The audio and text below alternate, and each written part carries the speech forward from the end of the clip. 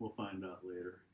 All right. Anyway, so what we're gonna do is just kind of use this as a a formulaic approach to come up with this. But the key ingredient is that's not a highlighter. I don't understand. I hit the highlighter button. It is. It's a Monday. So I'm going to write this as y equals the square root of x plus 2. Okay, I'm going to find the derivative, the inverse of that function. Inverse you get by swapping your x and your y, and then solving the resulting equation for y. Okay, so x equals the square root of y plus 2. X squared, y plus 2, making y equal to x squared minus 2. All right, so that's our inverse function. So I'm just going to use my notation, correct notation.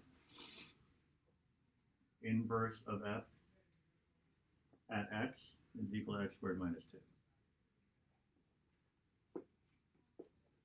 All right, so part A in the books. Part B is telling us, and I'll just kind of do it off on the side, I'll label this A. B,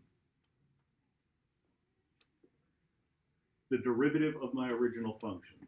So f of x, I'm going to write it as x plus 2 to the 1/2 power. Finding the derivative of that is just simple chain rule because the inner function has a derivative of 1. So f prime of x is equal to 1/2 x plus 2 to the negative 1/2 power. Okay. Part C is the part where it's asking you to verify. So that's not what we're going to do. All right, so I'm just going to change this. We're going to say find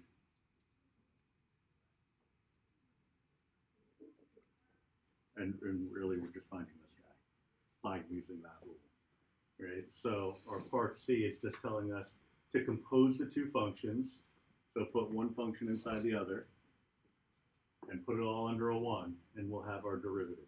Right? So f inverse prime of x, poor quality parentheses,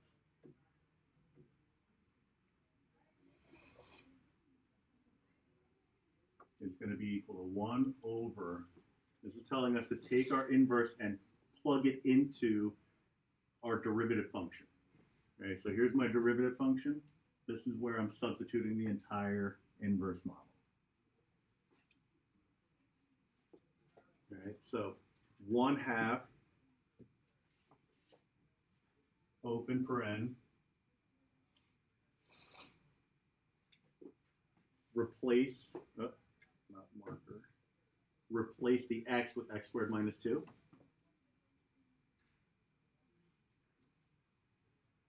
Plus the 2 that's already there. And then simplify if you need to, but I don't see why we would need to. All right. Now, the benefit of this approach. After all this work, it's kind of like if you think back to log differentiation. The first problem we did was finding the derivative of y equals x squared. And it was like, well, we know the derivative of y equals x squared is 2x. Why did we just do this 100 steps in order to get that answer? If I wanted to find the derivative of the inverse of this function, well, here's the inverse. Find the derivative, like much quicker. So this problem is really more so to give you a sense of the technique, but we're about to streamline it big time. Because whenever we're looking for the derivative of an inverse, we are going to be looking for it at a particular point, which means the calculator becomes your best friend. Right? So let's take a look at the second example, but this time we'll do it with a calculator approach. Right? And by the way, this mess here, if you were to simplify it down, it would end up being equal to 2x. Right? That was the verify part of it, but it's not really necessary.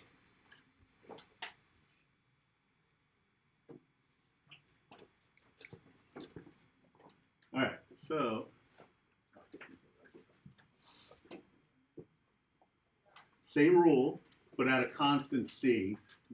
So just nothing new. It's the same rule as above. Just we're looking at it at a particular value. All right. So that constant c would be 0 in this case.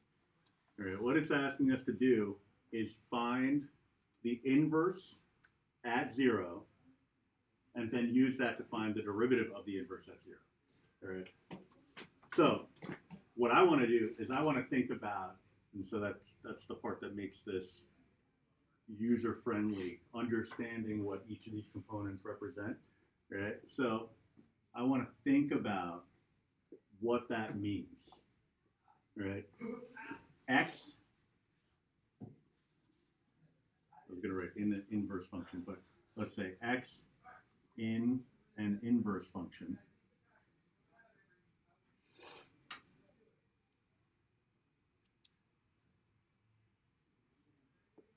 is by definition the same as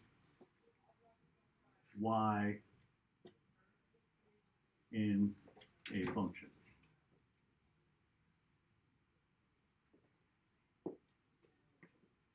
I just can't write I-verse? No. That's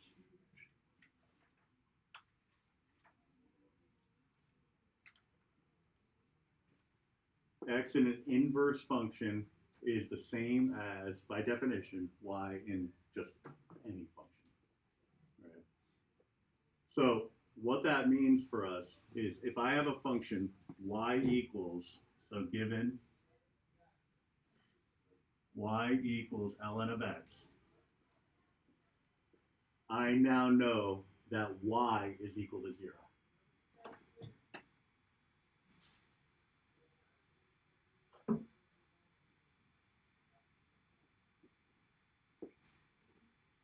All right, I now know that the y value is equal to 0. All right, so I can figure out the x that goes along with that. So that's good news. All right, so e to the 0th power is equal to x, which makes x equal to 1, because anything to the 0th power is equal to 1. All right, so x in an inverse function is the same as y in a function itself. So for the 0 equals the natural log of x, that's the derivative equation? That's the original function. Yeah, but is that, are you trying to, so for the original function, is that the derivative, or that's just the original function? Just the original function. We're going to get to the derivative in a second. All right. So what we need to do is draw a conclusion from this, because if x in an inverse function is the same as y in an ordinary function, then the y value in an inverse function is the same as an x in an ordinary function. But I'm going to write that the other way around. So x in a function is the same as y in an inverse function.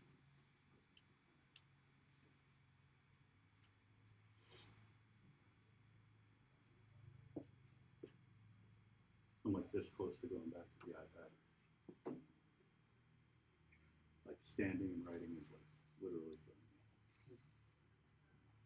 All right. So what we just figured out was the y value in an inverse function. All right. So let's go back to our relationship, which for some reason I scrolled away from.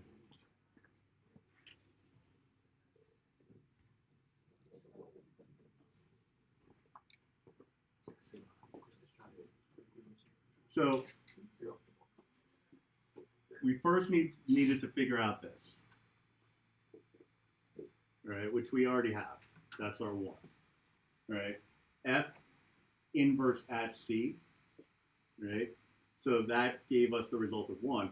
All I now have to do is plug that 1 into the derivative function, right, of your original, right? So that's where the derivative is going to come into play. So what I'm going to do is I'm going to look at my f of x equals the natural log of x.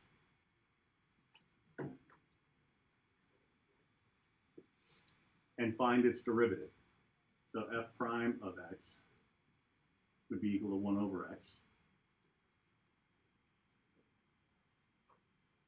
All right. So we have now the x value here. We solved for that previously.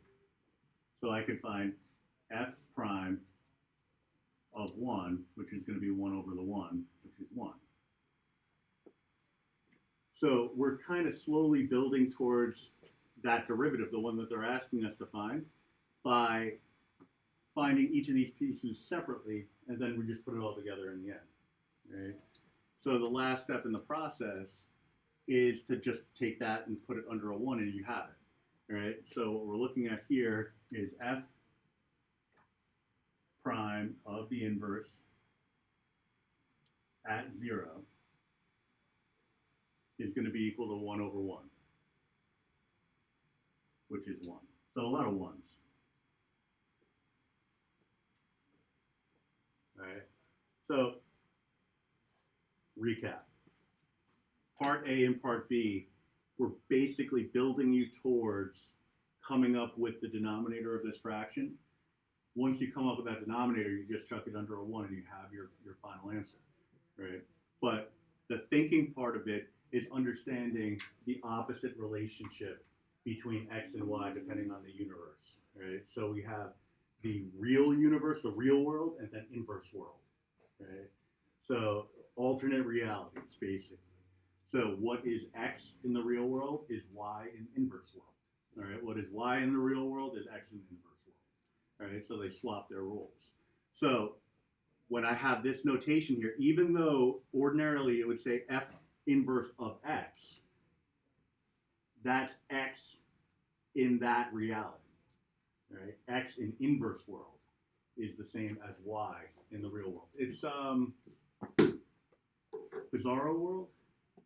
Is that what it's called? Yeah, in DC, right? So you have like the exact opposite characters, right? So I'm trying to remember what their Bizarro was Superman. right, but like Teen Titans did their own variation of it. I'm just trying to remember what.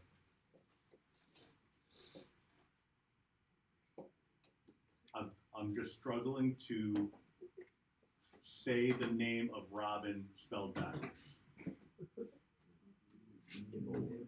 Nibor. That's the Bizarro Robin's name. So, at least according to Teen Titans Go. Yeah, I remember now. I was not with you for that, but now I remember. In spirit. In spirit. All right, so let me show you how you could do all of this on the calculator, because, I mean, you know, all of this, even, like, you compare it to number 1, you look at it and say, well, this is not fun. Fun fact, learned a new skill today. So y equals the natural log of x. Now, we're not actually going to use this skill to do this problem, but I figured I just learned it, so I might as well share it. The calculator can graph inverses for you. It just won't give you the equation of those inverses. Right? So let's say you just wanted to get a sense of what type of function would be the inverse of a given function. If you go into second program, which is the draw menu, there's an option that says draw inverse. By the way, anything that's in a menu, if you think to yourself, well, I'm never going to remember that menu, go to the catalog, second 0. Everything that's in a menu is also in the catalog alphabetically. Right? So option 8. And then just call up the function that you want to find or draw the inverse of. Right? So alpha trace y1 is where I just put that function, and then hit enter, and it'll draw the inverse. All right? So one of these is the natural log of x. All right, that's this guy. The other one is the inverse of that. All right, so that's pretty cool. I mean, it doesn't help us solve this problem, but it's something. So let me get my y4 in there. Math, option 8, x, y1, x. All right. So what I'm going to do is I'm going to go into the table. So second graph. Everything you need is actually in this table. It just, there's a lot of stuff. So you're like, it's like a big old mess. So this, whatever the notes here, this is the most important part of this process, because not knowing this makes that all gibberish. Right? We're not just looking for where x is 0 anymore, because we're looking at an inverse function. X in an inverse function is the same as y in an ordinary function. All right. So all you're going to do, very, very simple. You're going to find the y that's equal to 0, and then identify the corresponding x value for that y value. And then find the derivative at that point. Right? So basically, it's find the given number in y1 and identify the appropriate value in y4. Right? So I'm just going to jot down the entries in the table because it's harder to copy paste in this than it is in the other app. So x, y1, y4. So I find the y1 that's equal to the given value, in this case 0. Find the x that corresponds to that.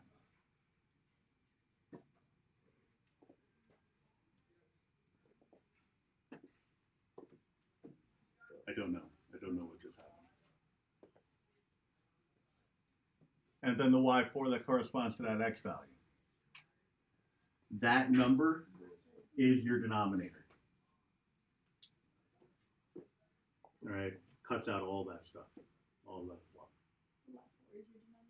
The y4 is your denominator. Yep. All right, so all of this was just really designed to build you towards being able to understand why that works the way it does, but quick and dirty just to get the final answer, that's all you really need to do. All right, so let's jump to another problem.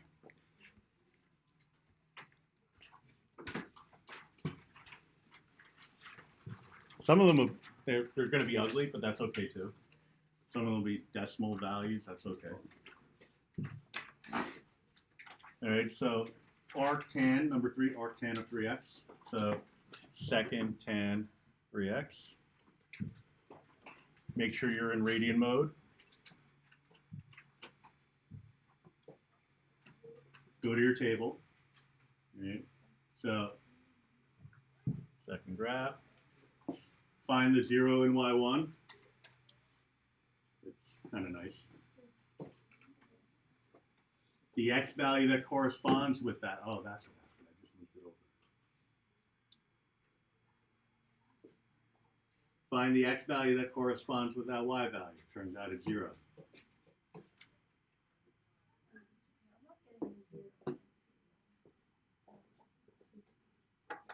Check your mode. Huh. Okay, y equals.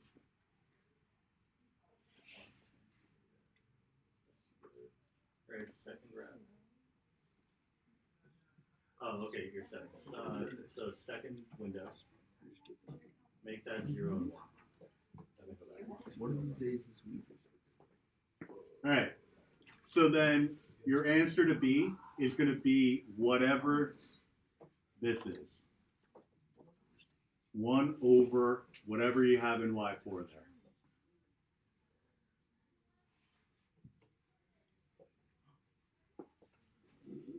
Yeah.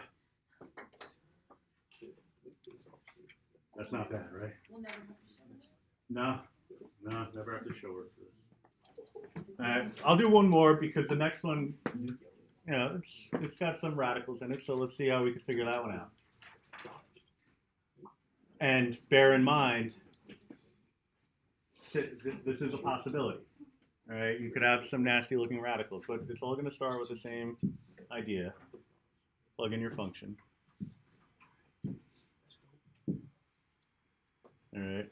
Now, when you go to the table, the issue is pretty obvious because, again, you're looking for a value in y1 that's equal to the square root of 3 over 2. Okay? So, for some of us, that might be a non-starter. You say, well, I can't do that. But I say, Well, let's just figure out what the decimal value is of the square root of 3 over 2. 0.86 from experience, but maybe you don't have that experience. So 0.866, etc. So go back to your table and look for a 0.866. The problem is it's in between integer values. Now we're talking trig here. So if you go around the unit circle, the measurements are in terms of pi, right? So we all have to do that. we have to make an adjustment. All right, so table start at 0. You can make your change in table anything that's convenient, but you want it to cover all the values that are on that unit circle. All right, so if you think in terms of pi over 6, for example, you're going to miss all the pi over 4s. If you think in terms of pi over 4s, you're going to miss all the pi over 6s. Common denominator between 4 and 6 would be what? 12. All right, so let's do a pi over 12. All negative numbers. So we'll count in terms of pi over 12s. All right? And again, we don't care. I mean, it's nice to identify what the x value would be, but ultimately we don't really care about that. We do in this case because they're explicitly asking for it, but if they didn't, if they just wanted part B, then we would ignore that. How could I figure out what 1.0472 is equivalent to in radian form? I mean in pi form. Divided by pi.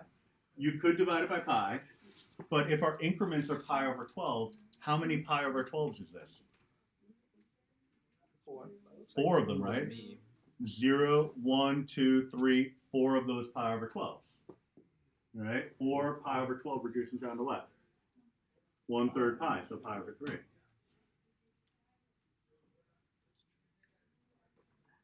All right, now, all that being said, these are unit circle numbers. You're really asking where is sine equal to radical 3 over 2.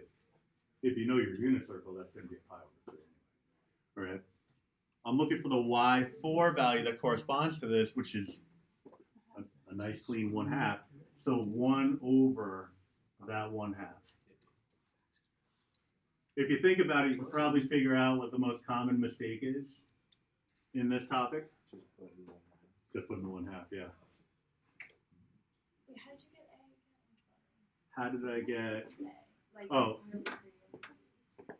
Do you have this table? You understand where all that comes from? Yeah. Okay. Why did you choose pi? Because we needed a fractional value of pi that was going to capture all the special numbers around the unit circle. 3. Right. So the common denominator of 12 gets that done. But then once we do that, we know that the increments here are pi over 12. So this is 1 pi over 12. That's 2 pi over 12, 3 pi over 12, 4 pi over 12. So you're just counting pi over 12s, which reduces. Will this work? Oh, look at that. Okay, that didn't work. I mean, it was nice flow. Or multiply the fraction by pi. Have you seen those crack color YouTube videos like if one was honest? Stop it. We should watch If American Football Was Honest. I'd like to see that. Wait, I'll pull it up. We could look. So your practice is really just the remainder of the packet. I would recommend that you tackle some of these kind of problems because it's fresh. I have a question, like on my calculus. Okay. Yeah. Change in table should be pi. Oh, there it is. All right, I'll figure that out later. Yeah. How do I stop the recording? Yeah. All right. Well.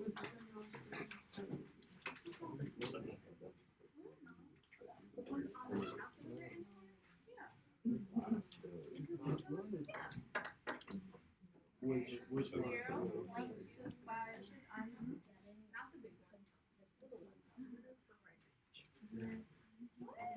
And you're in radian?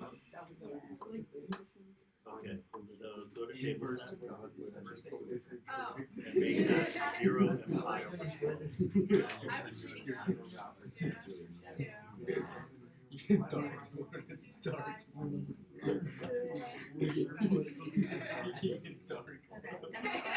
Did you like move rather I have one semi-rebel? Because like I did my grade. You just have to retype that. So how do you like get it? Math.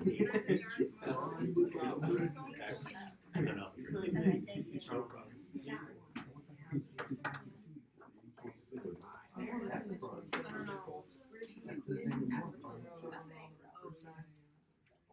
it again. Oh, that one you can just read off the table.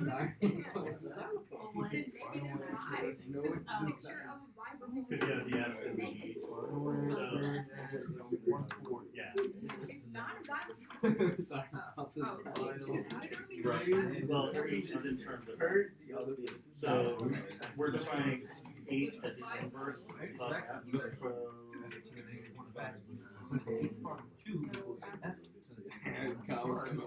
So the No, you have to find the well, so the derivative of F is the first column. Yeah. So that would be like our y4, and that two gives you a 1, which then jumps to a 3. Oh, you have to do the F first and then. Yeah. Okay. Oh my god, yesterday. Yeah, it's kind of like if you were really avoid and y1 and y4. So these are all that. we beat them System 6-1. y1 And at the end of the game, we were talking mad shit. and then Although that was That's fun. just But then the kid like, thank you for. We're on the right track. What is the over F prime of F negative this is going to be a really long video if I can't figure out how to stop the recording. I never thought that. The Fortnite or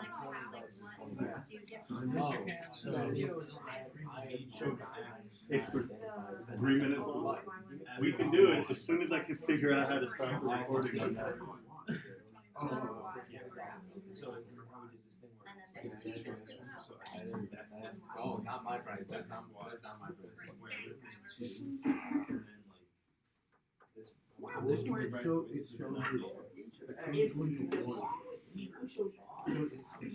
This I thought there was like. It was like this was the X, this was Y1, this was Y4, and Y1 would be. It's just like a fancy way. Well, F -1.